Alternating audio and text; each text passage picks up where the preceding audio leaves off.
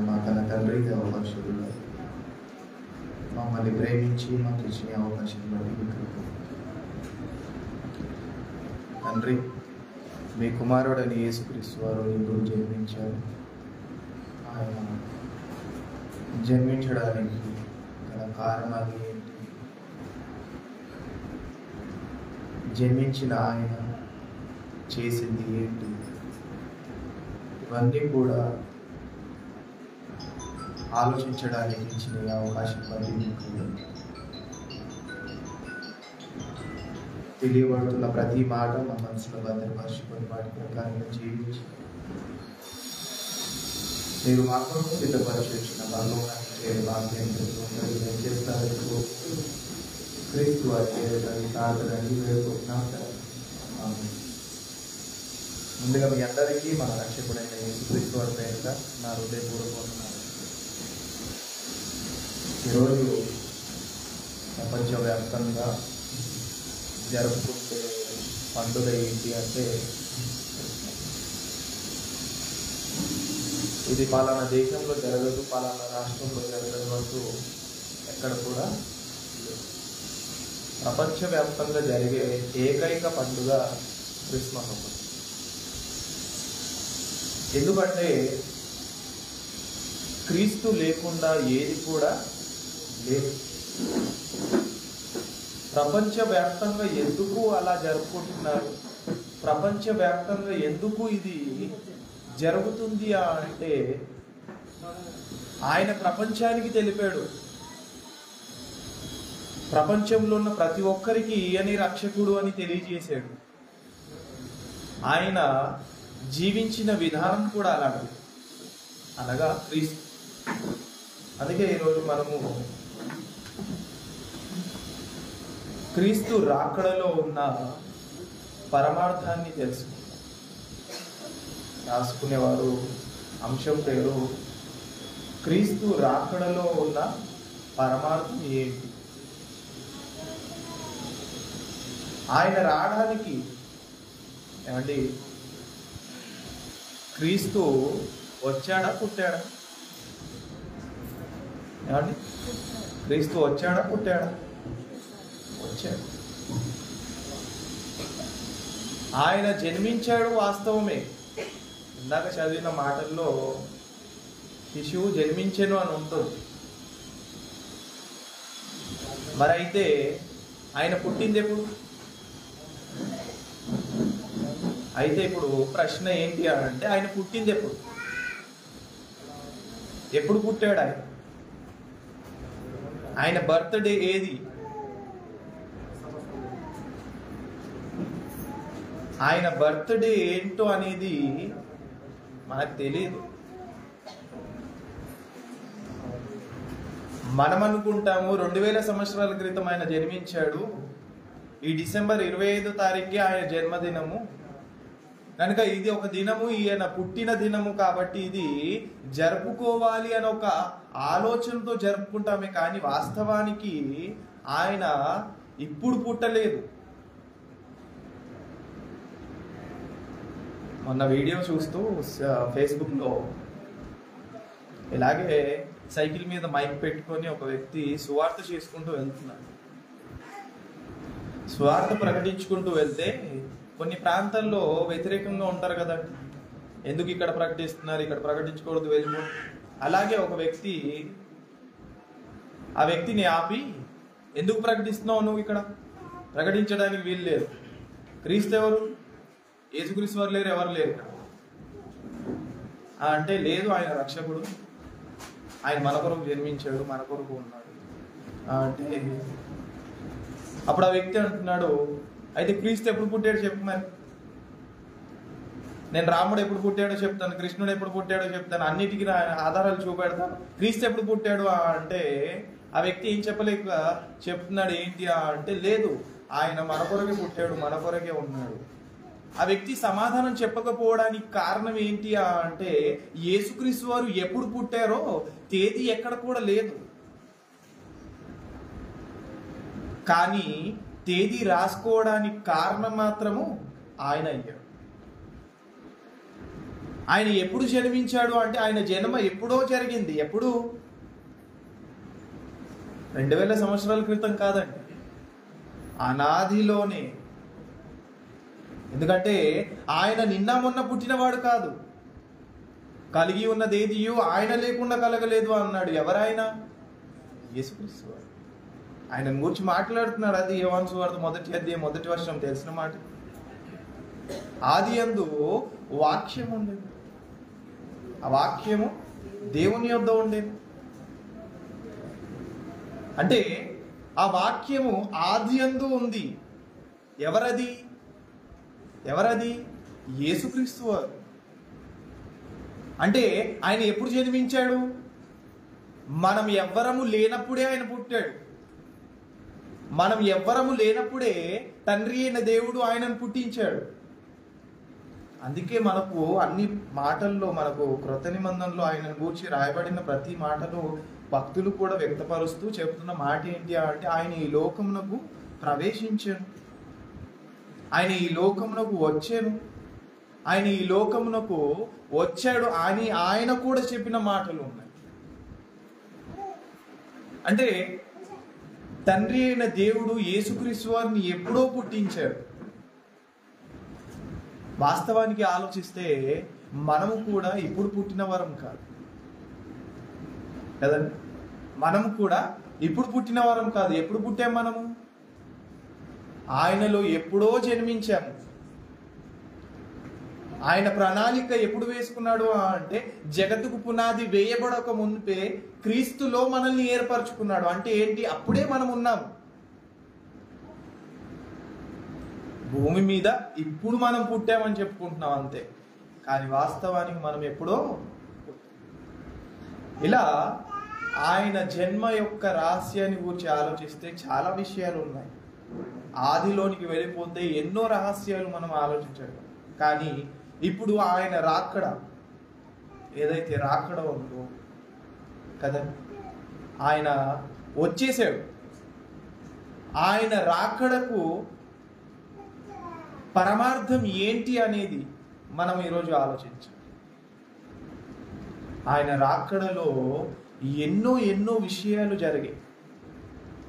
ఆయన రావడానికి కారణం ఏంటి అంటే ఎన్నో విషయాలు ఉన్నాయి.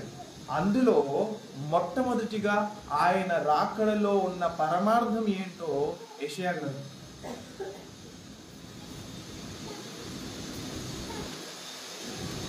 యెషయా గ్రంథం 59వ అధ్యాయము 1వ వచనంలో, రక్షింప నేరం ఉండకుండానట్లు యెహోవా హస్తము కూర్చకాలేదు, విననేరకుండా ఉండునట్లు ఆయన చెవులు మందము కాలేదు. మీ దోషములు నీకును మీ దేవునికి అడ్డముగా వచ్చాను. ఏంటండి? మనుషులు చేసే దోషక్రియలు తండ్రి అయిన దేవునికి మనకు ఏమయ్యాయంట? అడ్డమైపోయాయంట. అంటే ఏంటి? కాన్వర్జేషన్ మనకు ఆయనకు సరిగ్గా లేదు. ఆయనకు మనకు సమాధానం లేదు. ఒక మాటలో చెప్పాలంటే, ఆయన రక్షించడానికి తన హస్తాలు ఎప్పుడూ సిద్ధంగా ఉంటాయి. ఆయన హస్తాలు ఎప్పుడూ సిద్ధంగా ఉంటాయి. నువ్వు చెప్పే ప్రతి మాట ఆయన వినడానికి సిద్ధంగా ఉన్నాడు. కానీ నీకు ఆయనకు సమాధానం లేకపోవడానికి కారణం ఏంటి అంటే నీ దోషక్రియలే. మనం చేసే దోషక్రియలు ఆయనకు మనకు ఏం చేస్తున్నాయి?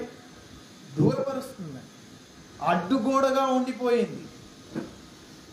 మరి ఇప్పుడు ఆ అడ్డుగోడను పడగొట్టాలి అంటే, ఆ అడ్డుగోడను తీసివేయాలి అంటే బయట ఉన్నవారు నాకు క్లియర్గా కనపట్లేదండి. బయట ఉన్నవారు నాకు క్లియర్గా కనపట్లేదు. ఎందుకు కనపట్లేదు? గోడ ఉంది కాబట్టి కనపట్లేదు. అదే గోడ లేదనుకోండి, వారితో నేను స్ట్రైట్గా చూడగలను. అంటే ఏంటి? అడ్డుగా ఉంది కాబట్టే మనకు వారికి ఏమైంది? దూరం అనేది ఏర్పడింది. అలాగే మనం చేసే దోషక్రియలు అనేవి అది ఒక గోడగా పేర్చబడితే ఆ అడ్డుగోడను తొలగించడానికి ఎవరు రావాలి? మరి ఎవరున్నారు? దాన్ని పడగొట్టాలి అంటే ఎవరు కావాలి ఇప్పుడు? కదండి, మధ్యవర్తి కావాలి. ఆయనకు మనకు సమాధానం కలగజేయడానికి ఎవరు ఉండాలి? ఇప్పుడు మధ్యవర్తి ఉండాలి. అండ్ ఇద్దరి మధ్య గొడవ వచ్చింది అనుకోండి, తగాదం వచ్చింది అనుకోండి, అప్పుడు ఏం చేస్తారు? డైరెక్ట్గా వారు మాట్లాడుకోరు. ఇప్పుడు వారిద్దరు మాట్లాడుకోవాలంటే ఏం చేయాలి? మీడియేటర్ని పెట్టుకుంటారు. అంటే వారిని సమాధానపరచడానికి. వారు చెప్పింది ఈయన వింటాడు, ఇతను చెప్పింది ఇతను వింటాడు. వీరిద్దరి మధ్యలో ఏదైనా ప్రాబ్లమ్స్ ఉంటే వాటిని క్లియర్ చేయడానికి మధ్యవర్తి అనే ఒక ఆయన ఉంటాడు. మనకు ఆయనకు మధ్య ఒక అడ్డుగోడ ఉండిపోయింది. అదే చెప్తున్నాడు. మరొకసారి చదువుదాం. మాట రక్షింప నేరక ఉండునట్లు యెహోవా హస్తము కుర్చకాలేదు. అంటే ఏంటి? ఆయన వెనక్కి తీసుకోవట్లేదు. తన చెయ్యి చాపడానికి ఆయన చెయ్యి ఏమైపోలేదంట కదా. ఫిజికల్గా తనకు ప్రాబ్లం ఏం లేదు అక్కడ. కుర్చకాలేదు అంటే ఏంటి? ముడుచుకోవట్లేదు. ఇంకా తనకి ఎలాంటి ప్రాబ్లం లేదు. రక్షించాలి అని ఒక ఆలోచనతోనే ఉన్నాడు. విననేర ఉండునట్లు ఆయన చెవులు మందము కాలేదు. మీ దోషములు మీకును మీ దేవునికి అడ్డముగా ఉన్నవి కదండి. అడ్డంగా ఉన్న దాన్ని తీసివేయాలి అంటే ఇప్పుడు ఎవరు కావాలి? ఆ అడ్డుగోడను పడగొట్టేవారు కావాలి. ఆయనకు మనకు సమాధానం కలిగజేసేవారు కావాలి. అంటే ఆయన ఉండడానికి, ఆయన రావడానికి కారణం ఏంటి అంటే, యేసుక్రీస్తు రావడానికి కారణం ఏంటి అంటే, తండ్రి అయిన దేవునికి మనకు మధ్య ఏమైపోయింది? అడ్డంగా ఉండిపోయింది మన దోషక్రియ. అంటే ఆయనకు మనకు మాటలు లేవు, ఆయనకు మనకు సమాధానం లేదు. అలాంటప్పుడు మరి ఏం చేయాలి? ఎవరు ఉండాలి? ఇప్పుడు మధ్యవర్తిగా ఒకరు ఉండాలి. ఆయనే వీటన్నిటిని ఏం చేస్తాడు? తీసేస్తాడు. ఆయన రావడానికి కారణం ఏంటి అంటే, ఆయనకు మనకు సమాధానం కలగజేయడానికి వచ్చాడు.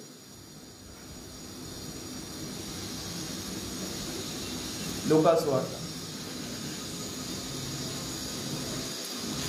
2వ అధ్యాయము 13-14 వచనాల్లో, లూకా సువార్త 2వ అధ్యాయము 13-14 వచనాలు.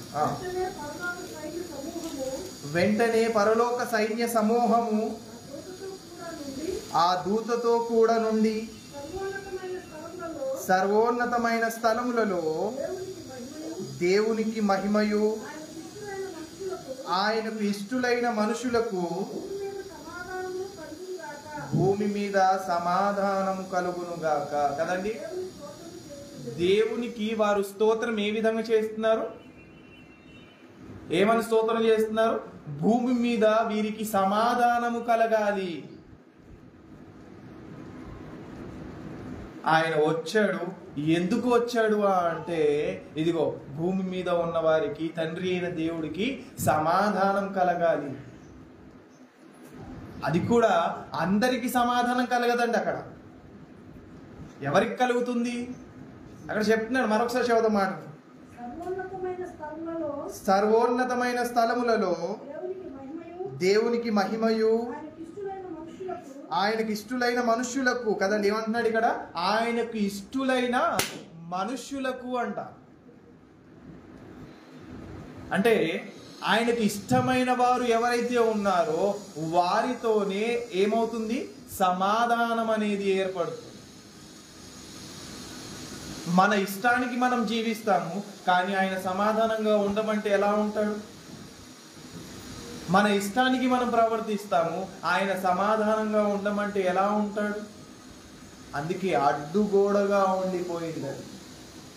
అది అడ్డుగోడగా ఉండిపోయింది. దాన్ని తొలగించాలంటే ఆయనే రావాలి. అందుకే కొరింథీయులకు రాసిన పత్రికలో పౌలు గారు 10వ అధ్యాయం 5వ వచనంలో చెప్తున్నారు. కొరింథీయులకు రాసిన మొదటి పత్రిక 10వ అధ్యాయం 5వ వచనం. అయితే వారిలో ఎక్కువ మంది దేవునికి ఇష్టలుగా ఉండలేకపోయారంట. ఎవరది? ఎవరి గురించి మాట్లాడుతున్నారు? ఇశ్రాయేల్ గురించి మాట్లాడుతున్నారు. అక్కడ మనం ఏదో ఉత్తమంలో ఉన్నట్టుగా వారి మీద నేరస్థాపన చేస్తాం. ఆ ఇశ్రాయేల్ కదండి, మనకు కాదు అది అనేసి మనం అనుకుంటాం. కానీ ప్రతి ఒక్కరి నిమిత్తం ఆయన ఏం చేస్తున్నాడు? వాక్యాన్ని పెట్టాడు. ప్రతి ఒక్కరికి అప్లై అయ్యేది ఏంటి అంటే వారు ఇష్టంగా లేకపోయారు కనుకే ప్రాణాన్ని విడిచారు. వారిలో ఎక్కువ మంది ఆయనకు ఇష్టంగా లేరంట. అందుకే ఆయన ఏం చేశాడు? వెంటనే నాశనం చేసేసాడు. ఎందుకు? వారు చనిపోవడానికి రీజన్ ఏంటి అంటే వారు చేసిన పాపముల కారణం. మరి ఇలా ఉంటే పరలోకానికి ఎలా వెళ్తారు? ఇలా ఉంటే పరలోకానికి ఎలా వెళ్తారు? అందుకే తండ్రి అయిన దేవుడు ఏం చేశాడంటే వీరిని రక్షించడానికి యేసు అని ఆయన ఒక్కడ పుట్టాలి. ఆయన రావాలి. ఆయన వీటిని అన్నిటినీ కడిగి వేయాలి. వీటిని అన్నిటినీ తుడిచివేయాలి. ఆయన రావడానికి కారణం ఏంటి అంటే తండ్రి అయిన దేవునికి మనకు మధ్య సమాధానం కలగజేయడానికి వచ్చాడు ఆయన. ప్రతి ఒక్కరికి, భూమి మీద ఉన్న ప్రతి ఒక్కరికి సమాధానం కలగదు ఆయనతో. ఎవరితో కలుగుతుంది అంటున్నాడు ఆయన? ఎవరైతే ఆయనకు ఇష్టలుగా ఉంటారో వారికి ఈయనకు సమాధానము కలుగునుగా కానీ వారు స్తుతిస్తారు. అంటే ఆయన ఆలోచన రీతిని వారు మనసులో పెట్టుకొని ఆయనను ఆరాధిస్తున్నారు, ఆయన స్తుతిస్తున్నారు. మనం అనుకుంటాం అందరూ వెళ్ళిపోతారు అనేసి, మనం అనుకుంటాము అందరూ బాగున్నారు అనేసి, మనం బాగున్నాము అనే ఒక ఆలోచనతో మనం ఉంటాం. కానీ ఆయనకు ఏమాత్రం కూడా ఇష్టలుగా లేము. ఎందుకంటే మన దోషక్రియలు ఆయనకు మనకు అడ్డుగా ఉండిపోయాయి. అందుకే ఆయన ఏమయ్యాడు? ఈ అడ్డుగోడను తీయాలి అంటే, తొలగించాలి అంటే ఏం జరగాలి? ఇప్పుడు అక్కడ ఆయన రావాలి, చేయాల్సిన పనులు చేయాలి, జరగాల్సిన పనులన్నిటినీ జరిగించి తుదకు తన ప్రాణాన్ని అర్పించేయాలి. ఆయన రావడానికి కారణం ఏంటి అంటే ఆయనకు మనకు సమాధానం కలగజేయడానికి. రోమీయులకు రాసిన పత్రికలో పౌలు గారు మాట్లాడుతూ 4వ అధ్యాయం 25వ వచనం యేసుక్రీస్తు వారు చేసిన మహాకరమైన కార్యం చెప్తున్నారు అక్కడ. రోమీయులకు రాసిన పత్రిక 4వ అధ్యాయం 25వ వచనం. ఆయన మన అపరాధముల నిమిత్తము అప్పగింపబడి మనము నీతిమంతులుగా తీర్చబడుటకై లేపబడేను కదండి. మనం అపరాధులము కాబట్టి ఆయన ఏమయ్యాడు? అప్పగింపబడ్డాడు. ఆయన రావడానికి కారణం, మొట్టమొదటి కారణం ఏంటి అంటే ఆయనకు మనకు మధ్య ఉన్న ఈ తగాదం, ఆయనకు మనకు మధ్య ఉన్న ఈ ఇబ్బందులు, ఆయనకు మనకు మధ్య ఉన్న పాపాలు, వీటిని అన్నిటినీ తీసివేయడానికే ఆయన వచ్చాడు. ఇది మొదటి రీజన్ అయితే రెండవ రీజన్ కూడా ఉంది. ఆయన రావడానికి ఎన్నో రీజన్స్ ఉన్నాయి. ఆ రీజన్స్ లో కొన్ని రీజన్స్ ని మనం ఆలోచిస్తున్నాం, కొన్ని కారణాలు, కొన్ని పరమార్థాలని మనం ఆలోచిస్తున్నాం. యోహాను సువార్త మొదటి అధ్యాయం 18వ వచనంలో ఆయన రావడానికి మరొక రీజన్ చెప్తున్నారు అక్కడ. ఎవడైనను ఎప్పుడైనను దేవుణ్ణి చూడలేదు.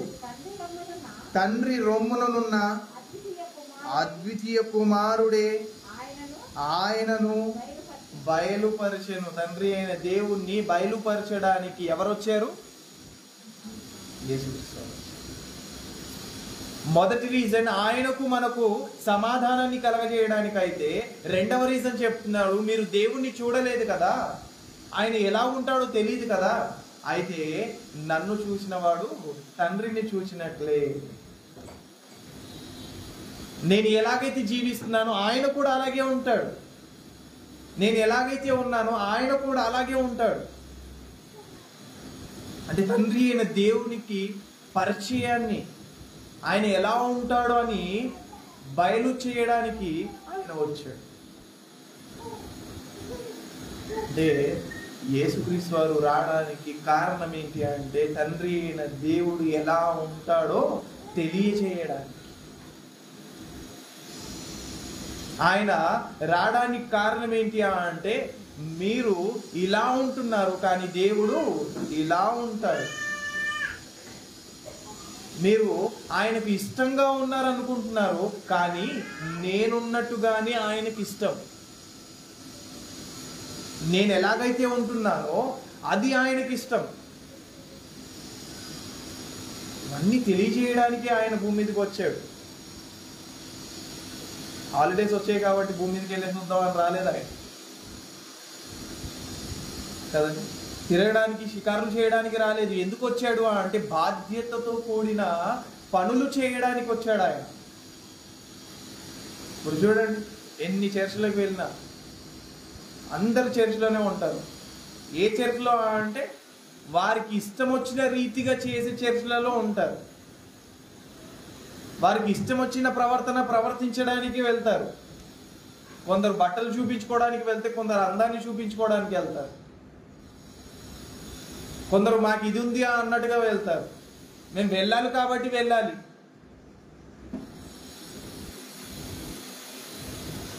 ఈరోజు ఉదయం మా బంధువులు ఒక అన్నయ్య ఫోన్ చేసి విష్ చేసి, చర్చ్కి వెళ్తున్నావా అని అడిగాడు. మరి ఆదివారాలన్నీ ఎక్కడికి వెళ్ళిపోయాడు, మిగతా రోజులన్నీ ఎక్కడికి వెళ్ళిపోయాడు కదండి. చర్చ్కి వెళ్తున్నావా అని అడిగాడు. అంటే డిసెంబర్ 25వ తారీఖుకి వెళ్ళాలా చర్చ్కి? మరి మిగతా రోజులు గుర్తు చేయవా? మరి మిగతా రోజులు అడగవా వెళ్తున్నావా లేదా అనేసి? అంటే ఏంటి అంటే, లోకమంతా ఆయనకు ఏ క్రెడిట్ అయితే ఇవ్వాలో అది ఆయనకి ఇవ్వట్లేదు. ఆయనని ఏ విధంగా అయితే ఎరగాలో అలా ఎరగట్లేదు. వారికి ఇష్టం వచ్చిన రీతిగా వారు ప్రింట్ చేసుకుంటున్నారు. వారికి ఇష్టం వచ్చిన రీతిగా వారు క్రియేట్ చేసుకుంటున్నారు. అది కాదండి. ఆయన వచ్చింది ఎందుకు అంటే, తండ్రి అయిన దేవుడు మీకు తెలియదు కదా, ఇదిగో ఆయన ఇలా ఉంటాడు అని బయలుపరచడానికి ఆయన వచ్చాడు, తెలియజేయడానికి వచ్చాడు. అదే యోహాను సువార్త 17వ అధ్యాయం 12వ వచనంలో, యోహాను సువార్త 17వ అధ్యాయం 12వ వచనం, నేను వారి యొద్ద ఉండగా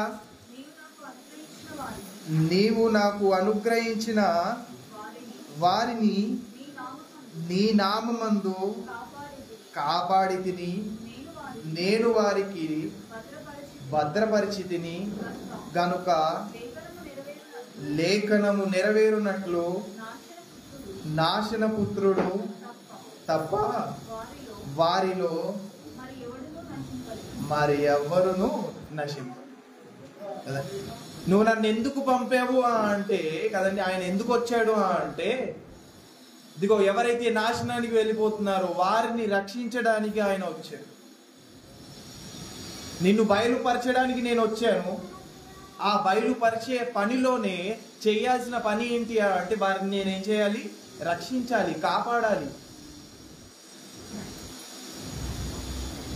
తండ్రి అయిన దేవుడు యేసుక్రీస్తు వారిని పంపించడానికి కారణం ఏంటి అంటే, తనకు తాను ఏంటి అనేది చూపించుకోవడానికి. తండ్రి అయిన దేవుడు ఆయనను పంపించడానికి కారణం ఏంటి అంటే అనేక విషయాలు ఉన్నాయి. అందులో ఏంటి అంటే తండ్రి అయిన దేవుని బయలుపరచడానికి ఆయన వచ్చాడు. మరొక రీజన్, యోహాన్ గారు రాసిన మొదటి పత్రిక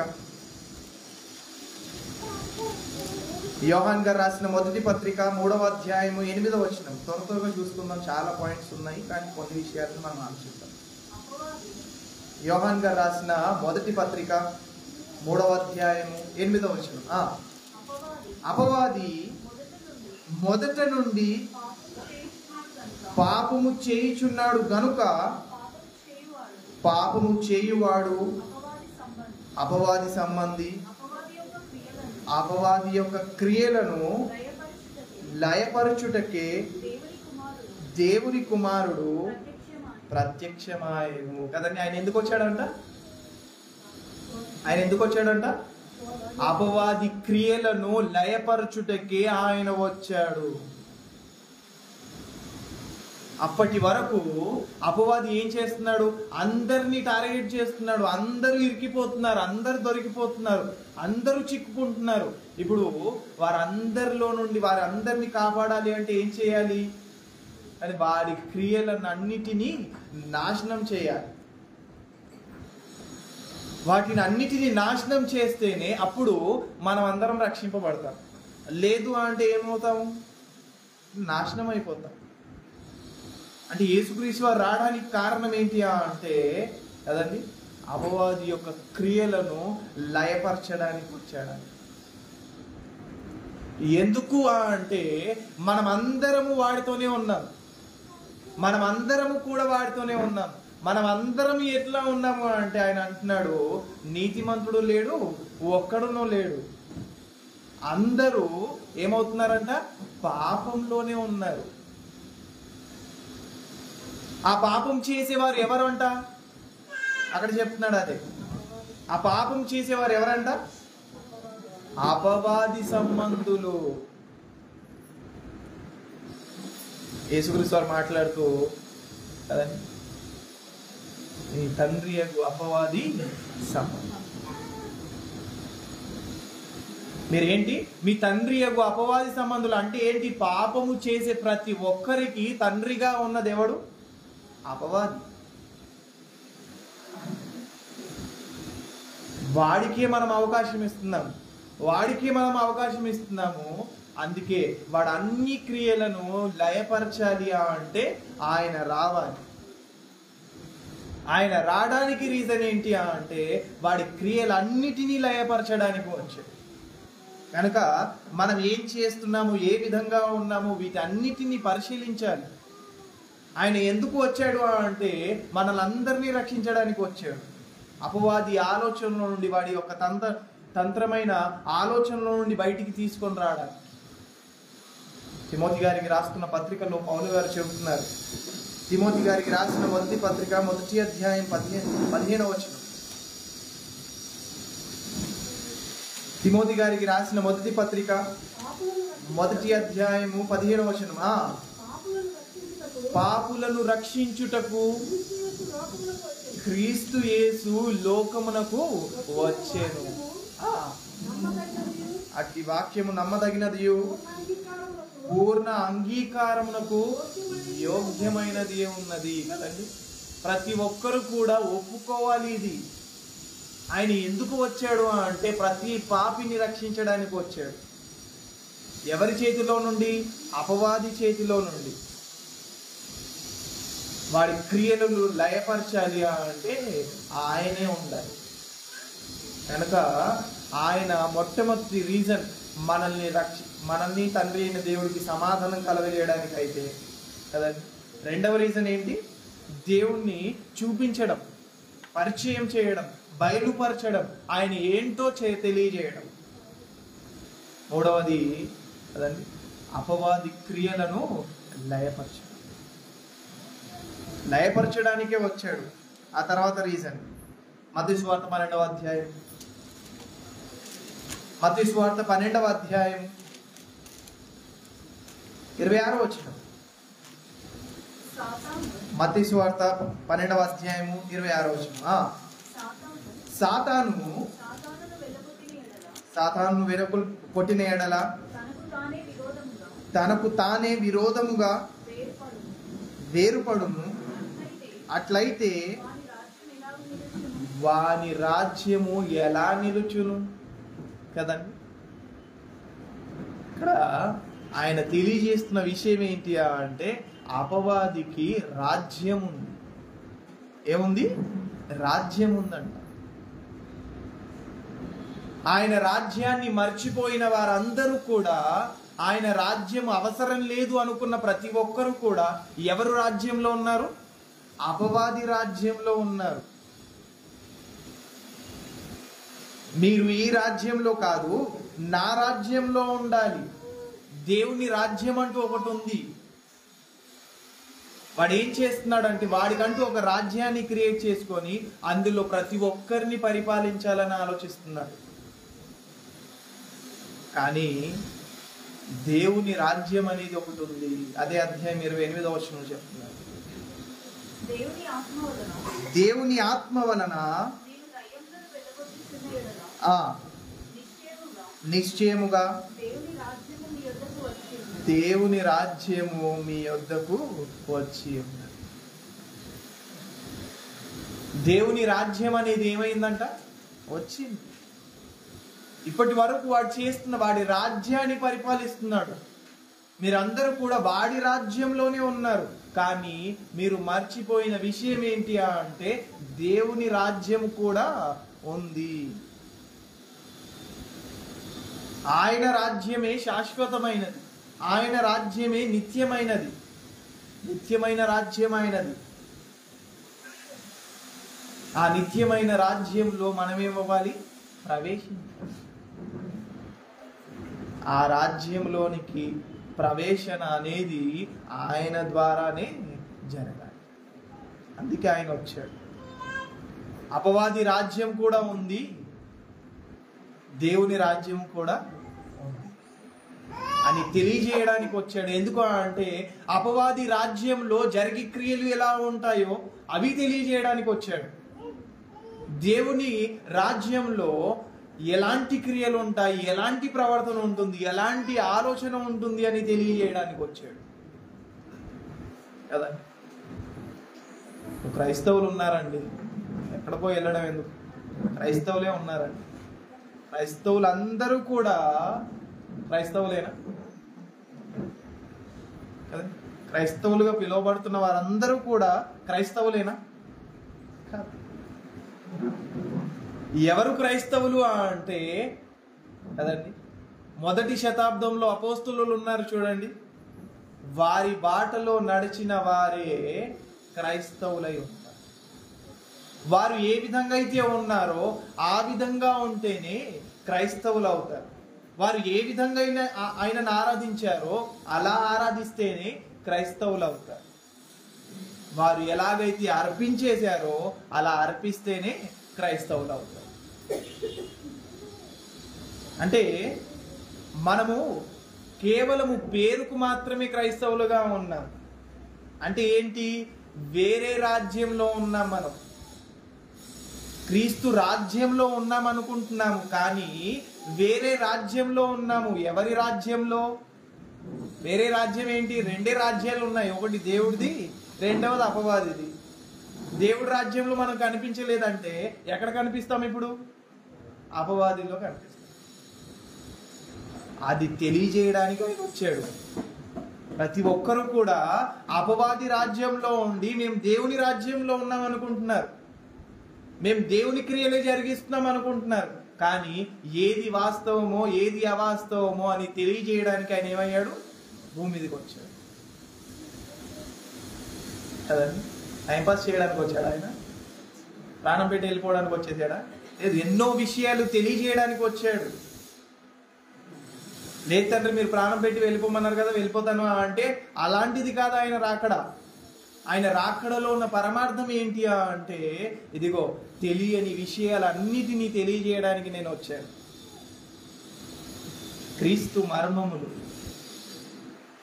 తండ్రి అయిన దేవుడు ఆయన ద్వారా బయలుపరచు. క్రీస్తు రాజ్యంలో మనమందరము కూడా పాలిభాగస్తులం అవ్వాలి. మనమందరము కూడా ఏ రాజ్యంలో ఉన్నాం? ఇప్పుడు అపవాది రాజ్యంలో ఉన్నాం. కానీ క్రీస్తు రాజ్యంలో ఉన్నవారి మాత్రమే పరలోకానికి వెళ్ళే అవకాశం. ఇప్పుడు మనం ఆలోచిద్దాం, ఏ రాజ్యంలో ఉన్నాం కదండి. క్రిస్మస్ అంటే కొత్త బట్టలు వేసుకొని కదండి, సెంటు పూసుకొని మంచి వంటకాలు చేసుకొని, ఇది కాదండి. ఆయన రాకడలో ఉన్న పరమార్థం ఏంటో మనం జ్ఞాపకం చేసుకోవాలి. ఆయన రాకడలో ఉన్న ఆ రహస్యం ఏంటో మనం ఒక్కసారి ఆలోచించాలి. ఎందుకు ఆయన భూమి మీదకి వచ్చాడు? ఆ పరలోకాన్ని వదిలేసి భూమి మీదకి ఎందుకు వచ్చాడు ఆయన అంటే, వీటిని అన్నిటినీ తెలియజేయడానికి, మనల్ని పరలోకానికి చేర్చడానికి. ఆ తర్వాత రీజన్ యెషయా గ్రంథం 2వ అధ్యాయము 2వ వచనంలో ఆయన ఒక మాట చెప్తున్నారు అక్కడ. యెషయా గ్రంథం 2వ అధ్యాయం 2వ వచనం, అంత్య దినములలో పర్వతముల పైన యెహోవా మందిరము పర్వతము శిఖరమున స్థిరపరచబడిన కొండల కంటే ఎత్తుగా ఎత్తబడును. ప్రవాహము వచ్చినను సమస్త అన్యజనులు దానిలోనికి వచ్చేది. ఏంటంటండి? అంత్యదినమందు ఎవరైతే ఉన్నారో వారందరూ కూడా నా గాడికే రావాలి, నా దగ్గరికి రావాలి, నా మందిరానికి రావాలి, నా నీడకే రావాలి. వారందరూ కూడా ఏమవుతారంట? వస్తారు. ఎవరది? ఇశ్రాయేలు గురించి మాట్లాడట్లేదు అక్కడ. ఎవరి గురించి మాట్లాడుతున్నాడు? అన్యజనులను గురించి మాట్లాడుతున్నాడు. అన్యజనులను గురించి మాట్లాడుతున్నాడు. అది కూడా ఏ కాలం? అది అంత్యదినమందు. అంటే ఇప్పుడు మనమున్న కాలమే అంత్యదినం.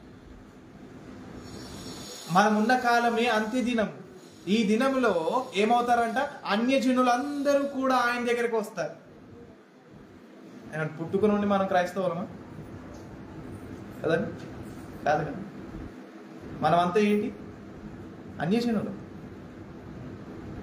మొదటి జనాంగం ఏదైతే ఉందో అది ఇశ్రాయేలీయులు.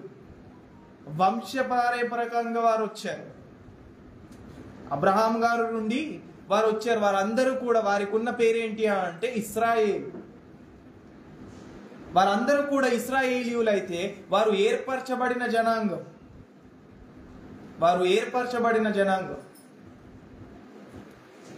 ఇప్పుడు వారి వంశంలో మనం లేము. ఎవరు మనము? అన్యజనులం. అయితే ఈ అన్యజనులను ఆయన ఏం చేస్తాడంట? ఆయనలోనికి తీసుకొని వచ్చేస్తాడంట. అదే యెషయా గ్రంథంలో క్రీస్తును గూర్చిన మాట ఒకటి చెప్తున్నారు అక్కడ. యెషయా గ్రంథం 42వ అధ్యాయము, యెషయా గ్రంథం 49వ అధ్యాయము, 42వ అధ్యాయము 1వ వచనం. ఇదిగో నేను ఆదుకొను నా సేవకుడు, నేను ఏర్పరచుకున్నవాడు, నా ప్రాణమునకు ప్రియుడు, అతని యందు నా ఆత్మను ఉంచి ఉన్నాను. అతడు అన్యజనులకు న్యాయము పరుచును. కదండి. ఎవరి గురించి మాట్లాడుతున్నాడు? కదండి. మనందరినీ రక్షించే నాథుడు ఆయనే క్రీస్తు. ఆయన ఏం చేస్తాడంట? మనలందరినీ కూడా ఆయనలోనికి చేరుస్తాడు. ఆయన భూమి మీదకి వచ్చి చేసిన పని అదే కదండి. ఆయన భూమి మీదకి వచ్చి చేసిన పని ఏంటి అంటే, ఇదిగో మీరు అన్యజనులు కదా, వారు ఇశ్రాయేలీయులు కదా, వారు వేరు వీరు వేరు అనే ఒక ఆలోచన మీకు ఏ మాత్రం కూడా ఉండకూడదు. అది ఏం చేయాలి మరి? వారు ఒకటే అవ్వాలి అంటే ఏం చేయాలి కదండి? యేసుక్రీస్తు వారు రావాలి. అదే మన ప్రవక్తలు చెప్పారు. క్రీస్తును గూర్చిన ప్రవచనం అవన్నీ. ఇప్పుడు చదివిన మాట ఇప్పుడు మన కొరకు వచ్చిన యేసుక్రీస్తు వారే అప్పుడు యెషయా గారు ప్రవచించిన మాట. ఎఫెసీయులకు రాసిన పత్రికలో పౌలు గారు మాట్లాడుతూ 2వ అధ్యాయము, ఎఫెసీయులకు రాసిన పత్రిక 2వ అధ్యాయము 11-14 వచనాలు మనం ఒకసారి చదివితే అక్కడ తెలుస్తుంది ఆయన ఎవరిని ఏం చేశాడు. కాబట్టి మునుపు శరీర విషయములో అన్యజనులయుండి శరీరమందు చేతితో చేయబడిన సున్నతి గలవారు అనబడిన వారి చేత సున్నతి లేని వారనబడిన మీరు ఆ కాలమందు ఇశ్రాయేలీయులతో సహపౌరులు కాక పరదేశులను, వాగ్దాన నిబంధన లేని పరజనులను, నిరీక్షణ లేని వారును, లోకమందు దేవుడు లేని వారై ఉన్నారంట. మనం అందరం ఎలా ఉన్నామంట పూర్వమందు? అలాంటి దేవుడు లేడు, ఎవరు లేరు, మనకంటూ వాగ్దానం లేదు, మనకంటూ ఒక స్థానం లేదు, ఆయన ఎవరో మనం ఎరగము అనే వారిగా ఉంటే క్రీస్తుకు మనం ఏ విధంగా ఉన్నాము? దూరస్తులుగా ఉన్నామంట. అంటే మన పూర్వీకులకు క్రీస్తు ఎవరో తెలియని వారిగా ఉన్నారు. అంటే యేసుక్రీస్తు రాకముందు ఆయన అన్యజనులను గురించి మాట్లాడుతున్నారు. మనకు తెలీదు మీరు ఏంటో, మీరు ఏ విధంగా ఉన్నారు, మీరు ఎవరికి కూడా తెలీదు. ఎందుకంటే ఎఫెసీయులు అన్యజనులు, వారికి తెలియజేస్తున్నాడు ఏంటో సత్యమని. క్రీస్తుకు దూరస్తులై ఉంటిరని మీరు జ్ఞాపకం చేసుకొనుడి. ఆయనను మునుపు దూరస్తులైన మీరు ఇప్పుడు క్రీస్తు యేసునందు క్రీస్తు రక్తము వలన సమీపస్తులై ఉన్నారు. ఆయన మన సమాధానమై ఉండి మీకును మాకును ఉన్న ద్వేషమును అనగా విధి రూపకమైన ఆజ్ఞను, ధర్మశాస్త్రమును తన శరీరమందు కొట్టివేయుట చేత మధ్య గోడను పడగొట్టి మన ఉభయులను ఏం చేశాడంట? ఏకం చేశాడంట. అన్యజనులు ఇశ్రాయేలీయులు ఏమయ్యారు? ఏకమైపోయారు. కానీ ఆ బుద్ధి లేని ఇశ్రాయేలీయులు ఇప్పటికీ యేసుక్రీస్తు రక్షకుడు కాదు, ఆయన మా కొరకు పుట్టలేదు అనే ఆలోచనతోనే ఉన్నారు. ఇప్పటికీ ఇశ్రాయేలీయులు ఎవరైతే ఉన్నారో వారందరూ కూడా మాకు ఒకడే దేవుడు, ఆయననే మేము ఆరాధిస్తాము, ఆయననే పూజిస్తాము, ఆయనతోనే ఉంటాము, ఆయన రాజ్యమే ఉంది అనే ఒక ఆలోచనతో వారు మూర్ఖంగా ప్రవర్తిస్తున్నారు. మాకు రక్షణ ఆయన నుండే వస్తుంది. కానీ యేసుక్రీస్తు వారు ప్రతి ఒక్కరిని ఏకం చేశారన్న విషయాన్ని వారు ఏమయ్యారు? పక్కన పెట్టేశారు. అన్యజనులకు చెప్తున్నాడండి పౌలు గారు. వారు ఏం చేస్తున్నారు? స్వీకరిస్తున్నారు. అచ్చా మనందరి కొరకు ఏమయ్యాడు? ఆయన ప్రాణం పెట్టాడు. మునుపు మీకు మాకు ఏంటి అంట? ద్వేషం ఉంది. ఎందుకంటే ఈయన కూడా బెన్యామీను గోత్రం కదా, ఈయన కూడా ఇశ్రాయేలుడే. అందుకే చెప్తున్నారు ఆ విధంగా.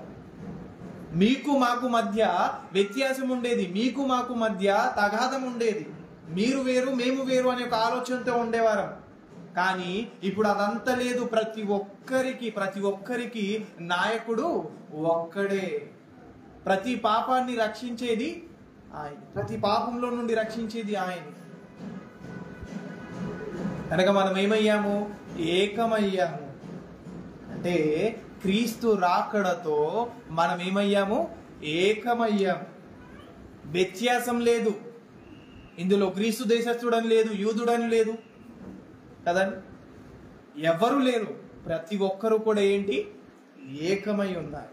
కనుక యేసుక్రీస్తు వారు రావడానికి కారణం ఏంటి అంటే మనకంటూ ఒక అవకాశాన్ని ఇవ్వడానికి వచ్చాడు.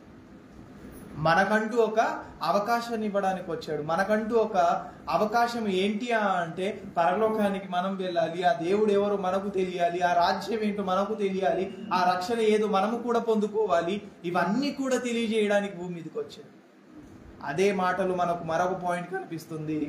ఏంటి అంటే ధర్మశాస్త్రమును ఆయన ఏం చేశాడు? కొట్టివేసాడు. ఆయన రాకడలో పరమార్థం మరొకటి ఏంటి అంటే ధర్మశాస్త్రాన్ని నెరవేర్చి ఆయన ఏం చేశాడు? కొట్టివేశాడు. మరొకసారి చదువుదాం మాట 14వ వచనం. ఆయన మన సమాధానమై ఉండి మీకును మాకును మధ్య ఉండిన ద్వేషమును అనగా ధర్మశాస్త్రమును తన శరీరమందు కొట్టివేయుట చేత. కదండి, ఏంటి ఆయన ఏం చేశాడంట? ధర్మశాస్త్రాన్ని కొట్టివేశాడు. ఆయన ఏం చేశాడు? భూమి మీదకి వచ్చి కదా, ధర్మశాస్త్రం ఏదైతే ఉందో అది మీకు ప్రాబ్లమేటిక్ గా ఉంది. ఒక మాటలు చెప్పాలంటే మీరు దాని వలన పరలోకానికి వెళ్ళలేరు, మీరు దాని వలన ఆయన రాజ్యంలోనికి వెళ్ళలేరు. కనుక ఏమవ్వాలి? దాన్ని కొట్టివేయాలి. కొట్టివేయాలంటే ఏం చేయాలి? దాన్ని నేనేం చేయాలి? నెరవేర్చాలి కదండి, నెరవేర్చాలి. నెరవేర్చినప్పుడే ధర్మశాస్త్రాన్ని ఆయన ఏం చేశాడు? కొట్టివేశాడు. పౌలు గారు గలతీయులకు రాసిన పత్రికలో ఈ ధర్మశాస్త్రాన్ని గురించి మరొక విధంగా చెప్తాడు. ఆయన గలతీయులకు రాసిన పత్రిక 3వ అధ్యాయం 23వ వచనం. 3వ అధ్యాయము 23వ వచనం. విశ్వాసము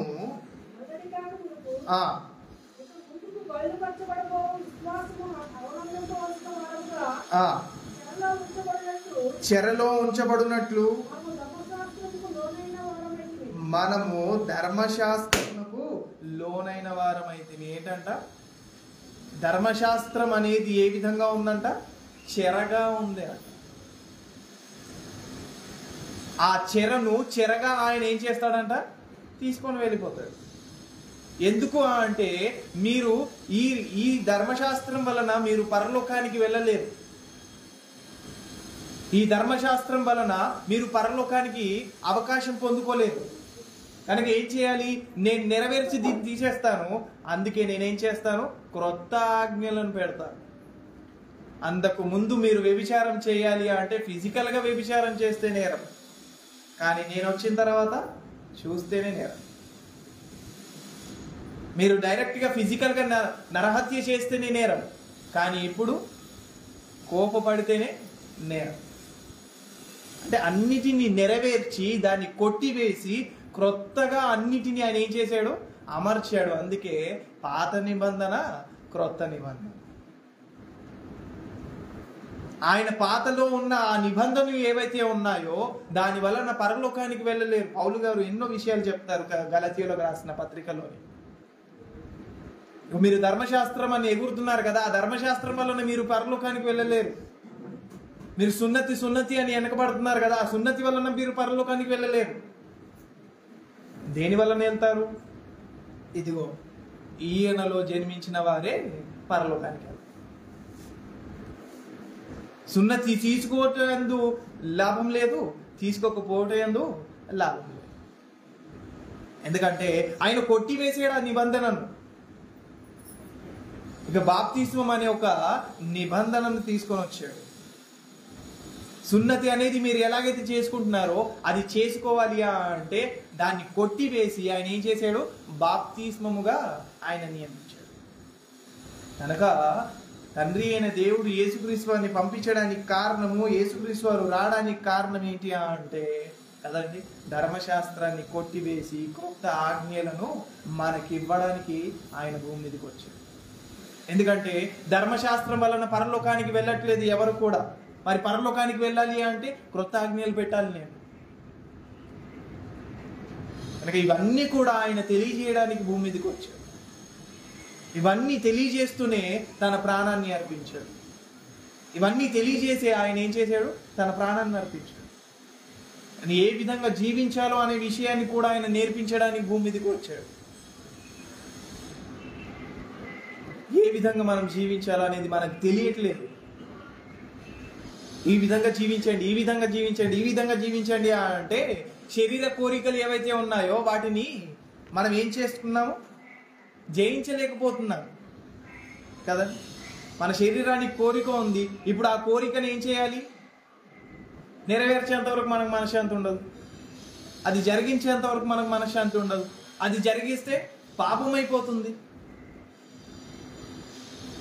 మరి శరీరంలో ఉన్నప్పుడు ఇలాంటి బలహీనతలు అయితే కదండి, మీరు కారణం వెతుకుతారు. ఎలాగో తీర్పు దినమున మీరు ఖచ్చితంగా ఏం చేస్తారు?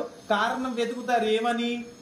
అయ్యా, ఈ శరీరానికి ఉండే బలహీనత మీకేం తెలుసు, ఒక్కసారి అది అనుభవిస్తే మీకు తెలుస్తుంది అనే నేరస్థాపన రాకుండా యేసుక్రీస్తు వారు శరీరాన్ని ధరించుకొని భూమి మీదకి వచ్చారు.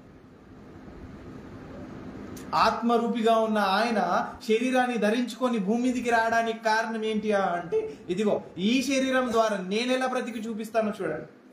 ఈ శరీరం ద్వారా మీరు నాశనానికి వెళ్తున్నారు కదా, ఈ శరీరం ద్వారానే కదా మీరు పాపాలు చేస్తున్నారు, నిలవలేకపోతున్నారు.